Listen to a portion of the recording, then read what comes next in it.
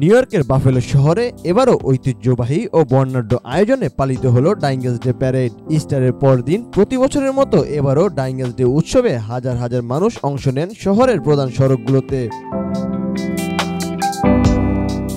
Polish American সংস্কৃতির অন্যতম এই বড় উৎসবে ছিল রঙিন পোশাক, ঐতিহ্যবাহী নাচ, ব্যান্ড পারফরমেন্স, ঐতিহাসিক সাজ, ঘোড়ার গাড়ি এবং রঙিন ট্রাক সজ্জা। প্যারেডটি শুরু হয় বাফেলোর হিনম্যান স্ট্রিট এলাকা থেকে এবং চলে শহরের কেন্দ্রস্থল পর্যন্ত। প্যারেডে নিরাপত্তা নিশ্চিত করতে পুলিশ ও স্বেচ্ছাসেবীদের ব্যাপক তৎপরতা লক্ষ্য করা যায়। বছরের পর বছর ধরে ডাইংগেলস ডে প্যারেড বাফেলোর একটি বৈচিত্র্যপূর্ণ ও প্রাণবন্ত সাংস্কৃতিক পরিচিতি হয়ে উঠেছে। 2025 সালের এই আয়োজনও প্রমাণ করল ঐতিহ্য আনন্দ একত্রিত হলে মানুষ সব ভেদাভেদ ভুলে একসাথে উৎসব পালন করতে পারে।